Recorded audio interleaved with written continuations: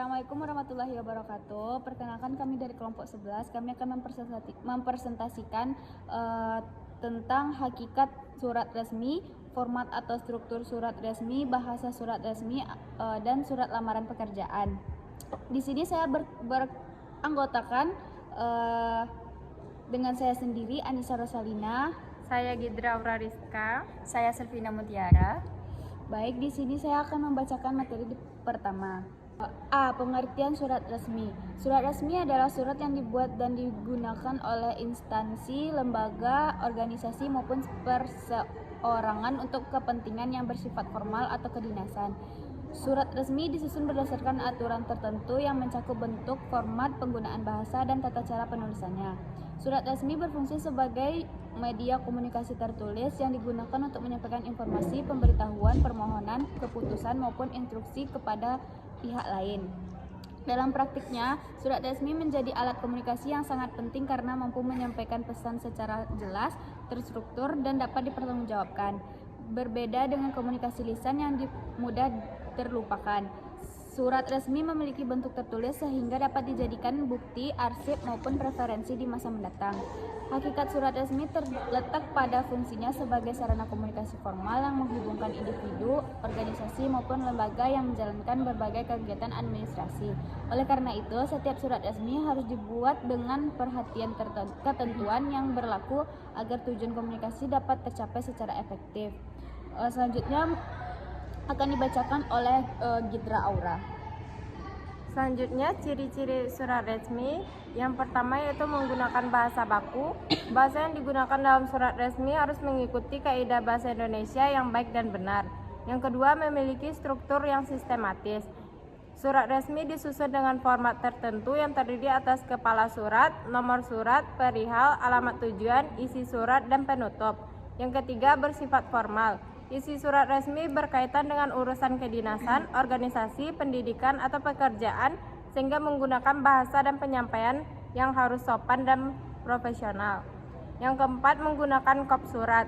Surat resmi yang dikeluarkan oleh instansi atau organisasi biasanya dilengkapi dengan kepala surat yang berisi identitas, lembaga, alamat, nomor telepon, dan informasi lainnya. Yang kelima, memiliki nomor surat. Nomor surat digunakan sebagai identitas administrasi yang memudahkan proses pencatatan, pengarsipan, dan pencarian dokumen. Selanjutnya, fungsi surat resmi.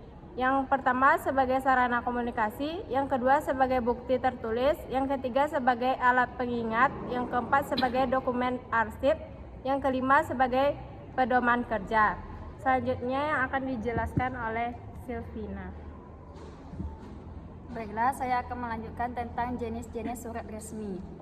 Yang pertama yaitu surat undangan, yang kedua surat edaran, yang ketiga surat pemberitahuan, yang keempat surat tugas, yang kelima surat keputusan, yang keenam surat permohonan, yang ketujuh surat keterangan, yang kedelapan surat pelamar pekerjaan.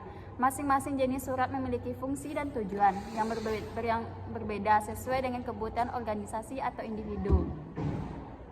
Selanjutnya yaitu format atau struktur surat resmi dan penggunaan bahasa dalam surat resmi. A. Format atau struktur surat resmi. Agar surat resmi dapat dipahami dengan baik, penyusunan harus mengikuti format yang telah ditetapkan. 1. Kepala surat, kop surat.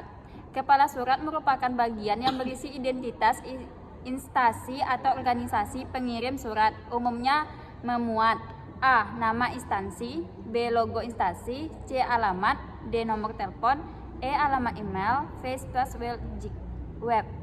Fungsi kepala surat adalah menunjukkan identitas resmi pengirim surat. Dilanjut dengan Baik, saya akan melanjutkan materi berikutnya. Selanjutnya adalah format atau struktur surat resmi dan penggunaan bahasa dalam surat resmi. Yang pertama itu ada tanggal surat, yang ketiga ada nomor surat, yang keempat lampiran, yang kelima perihal, yang keenam alamat tujuan, dan yang ketujuh salam pembuka. Selanjutnya, bahasa dalam surat resmi. Bahasa yang digunakan dalam surat resmi yang pertama menggunakan bahasa baku, Yang kedua, menggunakan kalimat efektif. Yang ketiga, menggunakan bahasa yang sopan. Yang keempat, menggunakan ejaan yang benar.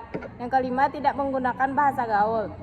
Prinsip-prinsip surat resmi: yang pertama, menggunakan kejelasan. Yang kedua, ketepatan. Yang ketiga, kesopanan. Yang keempat, keringkasan. Yang kelima, kerapian. Baiklah, saya melanjutkan tentang penyusunan surat lamaran pekerjaan sesuai kaidah surat resmi. Pengertian surat lamaran pekerjaan. Surat lamaran pekerjaan adalah surat yang dibuat oleh seseorang untuk mengajukan permohonan kerja kepada suatu perusahaan, instansi, atau lembaga tertentu. Surat ini berisi identitas pelamar, latar belakang pendidikan, kemampuan yang dimiliki, serta alasan mengapa pelamar tertarik pada posisi yang ditawarkan. Surat lamaran pekerjaan merupakan salah satu dokumen penting dalam proses rekrutmen karena menjadi sarana pertama bagi pelamar untuk memperkenalkan diri kepada pihak perusahaan. Yang kedua yaitu penyusunan surat lamaran pekerjaan sesuai kaidah surat resmi, yaitu fungsi surat lamaran pekerjaan: 1. Memperkenalkan diri kepada perusahaan.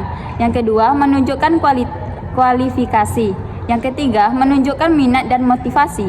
Yang keempat, memberikan kesan pertama. Selanjutnya, penyusunan surat lamaran pekerjaan sesuai kaidah surat resmi. C. Struktur surat lamaran pekerjaan. Secara umum, surat lamaran pekerjaan terdiri atas beberapa bagian. 1. Tempat dan tanggal pembuatan surat. Yang kedua, lampiran dan perihal. Yang ketiga, alamat tujuan. Yang keempat, salam pembuka. Yang kelima, paragraf pembuka. Yang keenam, paragraf isi. Yang ketujuh, paragraf penutup. Kedelapan, salam penutup dan tanda tangan. Selanjutnya, Baik, saya akan melanjutkan materi berikutnya. Contoh singkat surat lamaran pekerjaan. Surat lamaran pekerjaan yang baik harus menggunakan identitas pelamar, posisi yang dilamar, latar belakang pendidikan, kemampuan yang relevan, serta harapan untuk mengikuti proses seleksi lebih lanjut. Penyusunan surat harus mengikuti format surat resmi dan menggunakan bahasa yang sopan, jelas, serta mudah dipahami oleh pihak perusahaan. Dengan demikian, surat lamaran pekerjaan tidak hanya berfungsi sebagai sarana permohonan kerja, tetapi juga menjadi representasi kemampuan komunikasi tertulis dan profesionalisme pelamar dalam memasuki dunia kerja. Kesimpulannya adalah surat resmi merupakan sarana komunikasi tertulis yang digunakan untuk kepentingan formal dalam lingkungan pemerintahan, pendidikan, organisasi maupun dunia kerja. Surat resmi memiliki ciri khas berupa penggunaan bahasa baku, format yang sistematis dan sifat formal sehingga mampu menyampaikan informasi secara jelas, efektif dan dapat dipertanggungjawabkan. Penyusunan surat resmi harus memperhatikan struktur yang meliputi kepala surat, nomor surat, perihal, alamat tujuan, isi surat, sehingga tanda baca, serta menggunakan bahasa yang sesuai dengan kaidah bahasa Indonesia yang baik dan benar. Salah satu bentuk surat resmi yang banyak digunakan adalah surat lamaran pekerjaan, yaitu surat yang berfungsi untuk mengajukan permohonan kerja kepada suatu instansi atau perusahaan. Oleh karena itu, pemahaman mengenai hakikat surat resmi, format atau struktur surat resmi, penggunaan bahasa surat resmi, dan tata cara penyusunan surat lamaran pekerjaan sangat penting untuk mendukung komunikasi tertulis dan yang profesional, efektif, dan sesuai dengan ketentuan yang berlaku. Sekian presentasi dari kelompok 11. Terima kasih. Assalamualaikum warahmatullahi wabarakatuh.